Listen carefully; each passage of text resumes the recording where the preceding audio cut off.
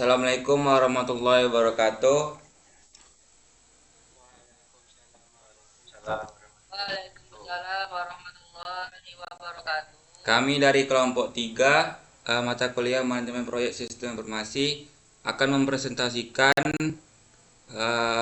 tugas untuk remedial UTS manajemen proyek dengan judul teknik penjadwalan dan pengendalian proyek, Gantt chart, PERT, WBS, GBM, dan milestone tracking. Next.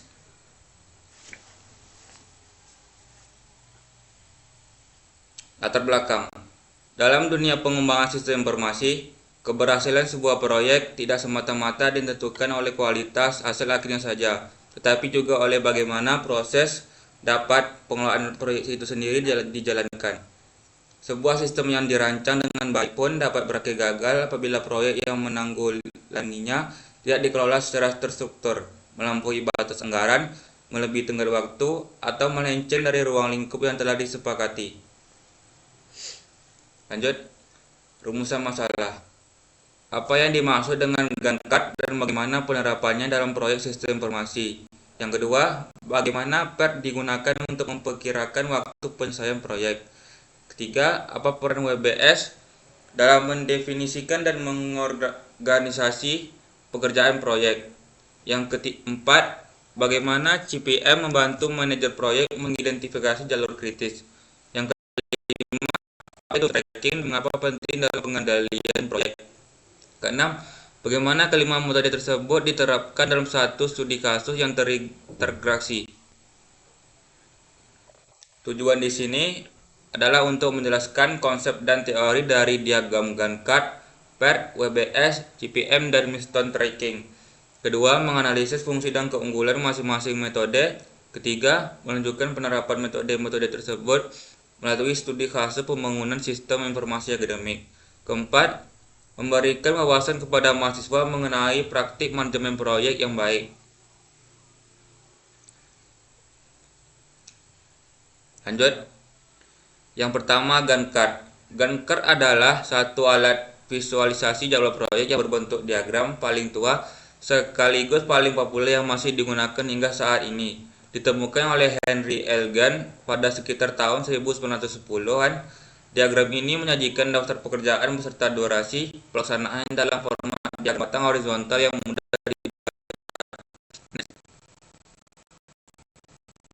pengertian dan teori. Secara teknis, Gantt chart adalah representasi grafis dari jadwal proyek yang menampilkan tugas-tugas di sepanjang sumbu vertikal dan satuan waktu di perpanjang sumbu horizontal. Setiap tugas diwakili oleh sebuah batang bar yang panjangnya menunjukkan durasi dan posisi horizontalnya menunjukkan kapan tugas tersebut dimulai dan berakhir. Lanjut. Yang kedua, PERT. Diagram PERT dikembangkan pada tahun 1950-an oleh Angkatan Laut Amerika Serikat untuk mengelola proyek pengembangan rudal balistik Polaris. Berbeda dengan Gantt chart, berasumsi bahwa durasi setiap tugas sudah pasti. PERT mengakui ketidakpastian waktu dan mengakomodasinya melalui estimasi probabilistik. Selanjutnya akan dilanjutkan oleh Rizky Hermawan. Di sini ada formula PERT. Dalam PERT, estimasi waktu menggunakan 3 skenario untuk setiap aktivitas, yakni waktu optimistis, yaitu O sama dengan waktu terbaik yang mungkin terjadi. Waktu paling sama dengan waktu normal, dan waktu pesimistis B sama dengan waktu terburuk. Ketiga nilai ini kemudian digabungkan dalam rumus berikut. TE sama dengan O tambah 4M tambah P per 6. Rumus ini merupakan rata-rata tertimbang yang memberikan bobot 4 kali lebih besar pada estimasi M dibandingkan O dan P. Yang ketiga, Work Breakdown Struktur atau WBS. WBS adalah dekomposisi hierarkis dari total pekerjaan yang harus dilakukan oleh tim proyek untuk mencapai tujuan proyek dan menghasilkan deliverables yang diinginkan. WBS bukan jadwal, bukan daftar tugas biasa, dan bukan bagian organisasi. WBS adalah struktur yang mendefinisikan ruang lingkup atau skop proyek secara komprehensif dan terorganisir. Sini ada pengertian dan prinsip. Menurut Project Management Institute atau PMI, dalam PMBOK WIT 2021, WBS mendefinisikan dan mengatur total ruang lingkup proyek. Setiap tingkat yang menurun dalam WBS merupakan definisi yang semakin rinci tentang pekerjaan proyek. Prinsip dasar dalam menyusun WBS adalah aturan 100%, bahwa WBS harus mencakup 100% pekerjaan yang didefinisikan dalam ruang lingkup proyek dan tidak lebih.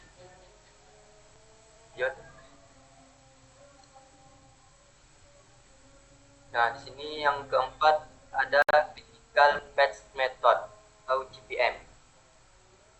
CPM atau metode jalur kritis adalah teknik analisis jaringan yang digunakan untuk mengidentifikasi rangkaian tugas terpanjang dalam sebuah proyek jalur yang menentukan durasi keseluruhan proyek.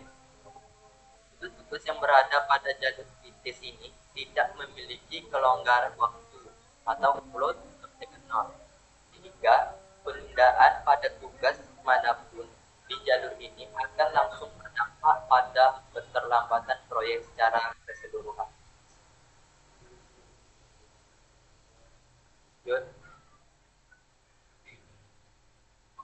Sini ada konsep ES, EF, LS, LF, dan float.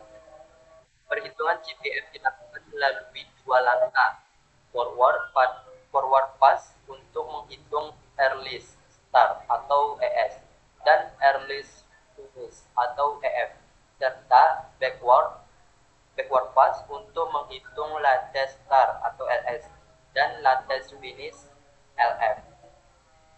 Float atau slack dihitung sebagai LS min ES dan kurung atau LF min F tutup kurung, yang menunjukkan berapa lama suatu tugas dapat ditunda tanpa menunda keseluruhan proyek. Yang kelima ada milestone tracking. Milestone adalah titik-titik signifikan atau bentuk dalam jadwal proyek yang menandai pencapaian hasil utama atau tujuan keputusan kritis. Berbeda dengan tugas biasa yang memiliki durasi. Pada umumnya berdurasi 0 hari. Ia hanya menandai waktu, bukan tentang waktu. Baik, selanjutnya akan dilanjutkan oleh Eknopal. Pengertian dan fungsi. Fungsi utama milestone tracking adalah memberikan titik-titik pemeriksaan atau checkpoint yang jelas bagi manajer proyek dan memangku kepentingan. Dengan adanya milestone, semua pihak dapat dengan mudah menilai apakah proyek berjalan sesuai rencana tanpa harus mengalami detail jadwal yang kompleks. Studi kasus pembangunan sistem informasi akademik. Sebagai bahan ilustrasi, berikut ini disajikan penerapan kelima metode yang telah dibahas dalam waktu proyek nyata. Pembangunan sistem informasi akademik atau SIANAT di sebuah perguruan tinggi swasta. Latar belakang kasus. Sebuah perguruan tinggi swasta di Pekanbaru hendak membangun SIANAT baru untuk menggantikan sistem lama yang sudah tidak dapat mengakomodasi pertumbuhan jumlah mahasiswa. Sistem baru diharapkan dapat menangani pendaftaran mata kuliah, penjadwalan, mengelola nilai, dan laporan akademik secara terintegrasi. Proyek ini melibatkan tim yang terdiri dari 1 project manager, 2 sistem analis, 4 developer, 1 desain UX, dan 2 engineer. Anggaran yang tersedia adalah 450 dengan tenggat menyelesaikan selama 25 minggu. Contoh penerapan ganti cek. Berikut adalah ganti cek untuk proyek pengembangan sistem informasi akademik selama 12 minggu. Yang pertama yaitu analisis kebutuhan, yang kedua desain sistem, yang ketiga pengembangan database, yang keempat pembuatan fitur, yang kelima integrasi sistem, yang keenam pengujian atau testing, Yang ketujuh, perbaikan revisi. 8, deployment dan pelatihan. Yang kesembilan, evaluasi dan dokumentasi selama 12 minggu. Teruskan tahap di atas, lihat bahwa beberapa tugas berjalan secara paralel. Misalnya desain sistem dimulai 1 minggu sebelum analis kebutuhan berakhir. Hal ini umum disebut sebagai fast thinking. Salah satu teknik komparasi jadwal yang bertujuan meningkatkan durasi proyek secara keseluruhan. Penerapan metode Gantt chart. Gantt chart di bawah ini memperlihatkan jadwal seluruh kegiatan proyek diangkat. Setiap batang horizontal mewakili durasi satu kegiatan. Terlihat adanya tumpah tindih overlap antar beberapa kegiatan. Misalnya desain sistem yang dimulai bersamaan dengan berakhirnya analisis kebutuhan. Dengan ini disebut fast thinking. Warna berbeda digunakan untuk membedakan fase biru atau analis dan desain. Hijau mengembangkan integrasi, oranye menguji dan revisi, merah deployment, dan biru tua dokumentasi.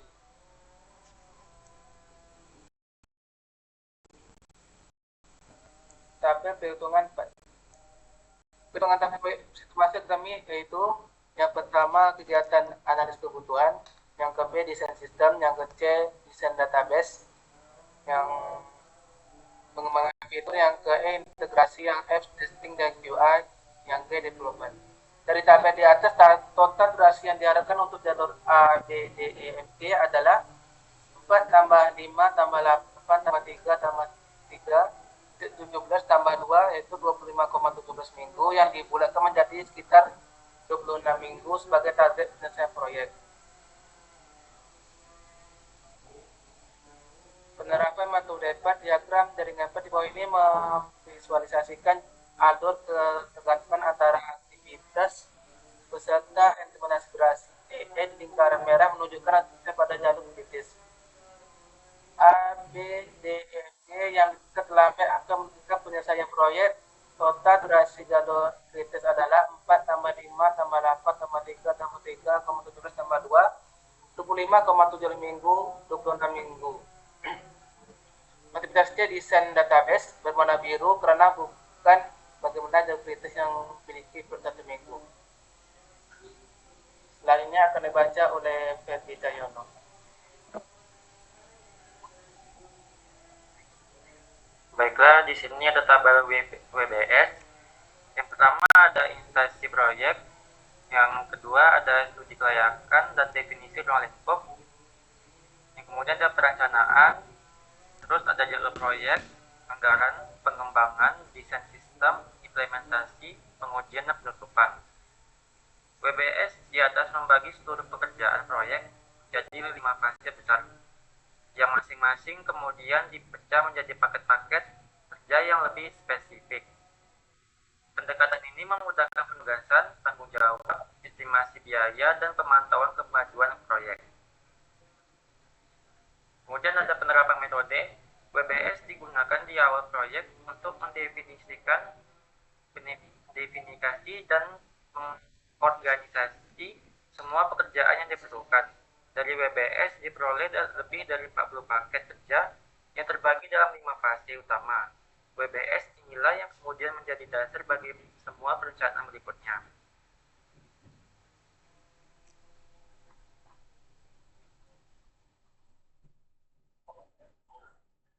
Kemudian ada diagram.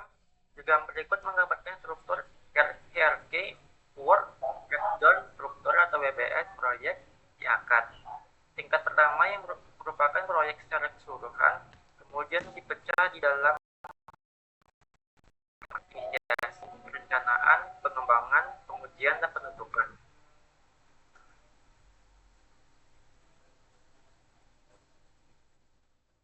Tabel analisis CPM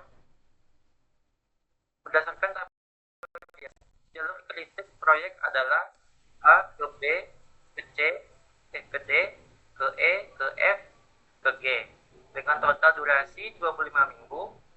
Kegiatan C atau desain database kan merupakan kegiatan kritis karena memiliki float. LS dikurang ES sama dengan 5 dikurang 4 sama dengan 1 minggu. Ini berarti desain database boleh terlambat 1 minggu tanpa memengaruhi tanggal selesai proyek. Kemudian penerapan metode CPM. Diagram CPM di bawah ini menampilkan setiap node dalam format kotak 4 kuadrat. ES atau early start, EF, early finish, LS latest start, LF latest finish.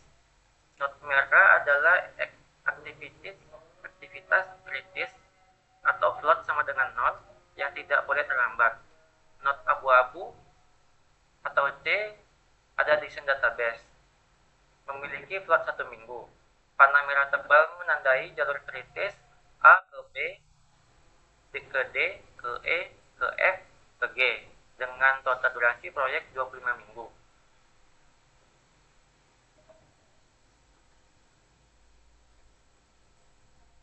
Selanjutnya akan dilanjutkan oleh Irfan. Baik, di sini seperti yang terlihat ada tabel milestone tracking proyek sistem informasi akademik.